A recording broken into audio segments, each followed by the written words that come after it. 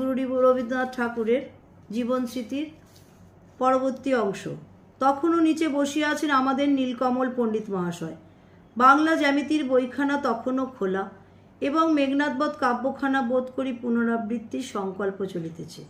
কিন্তু মৃত্যুকালে পরিপূর্ণ ঘরকন্যার বিচিত্র আয়োজন মানুষের কাছে যেমন মিথ্যা প্রতিভাত হয়, আমাদের কাছেও পণ্ডিত মহাশয় হইতে আরম্ভ করিয়া আর ওই বোর্ডে টাঙাইবার পেরেকটা পর্যন্ত তেমনি এক মুহূর্তে মায়া মরীচিকার মতো শূন্য হইয়া গিয়াছে।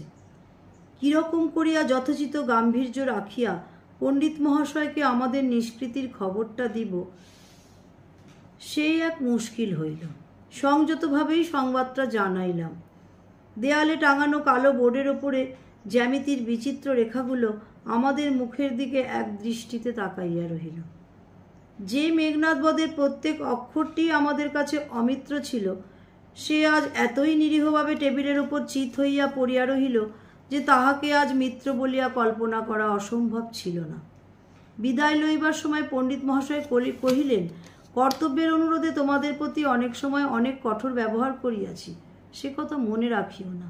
তোমাদের যাহা শিখাইয়াছি ভবিষ্যতে তাহার মূল্য বুঝিতে পারিয়াছি। ছেলেবেলায় বাংলা পড়িতেছিলাম বলিয়া সমস্ত মনটা চালনা সম্ভব হইয়াছিল।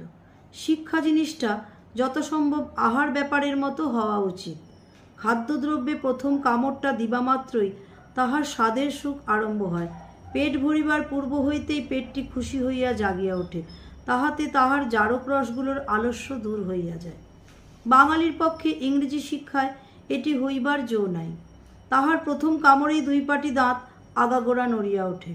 মুখবিবরের মধ্যে একটি ছোটোখাটো ভূমিকম্পের অবতারণা হয়। তারপরে সেটা যে লোষ্ট্র জাতীয় পদার্থ নহে, সেটা যে রসে পাক করা মোদক বস্তু, তাহা বুঝিতে বুঝিতেই বয়স অর্ধেক পার হইয়া যায়। বানানে ব্যাকরণে বিষম লাগিয়া নাক চোখ দিয়া যখন অজস্র জলধারা বহিয়া যাইতেছে, অন্তরটা তখন একেবারেই উপবাসী হইয়া আছে। অবশেষে বহু কষ্টে অনেক দেরিতে খাবারের সঙ্গে যখন পরিচয় ঘটে, তখন ক্ষুধাটাই যায় মরিয়া।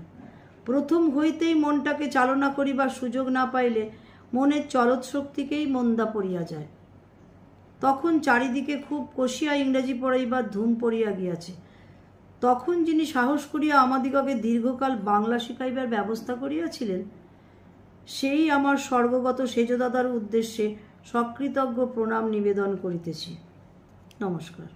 আজ এই পর্যন্ত। পরবর্তী অংশ পরবর্তী দিনে।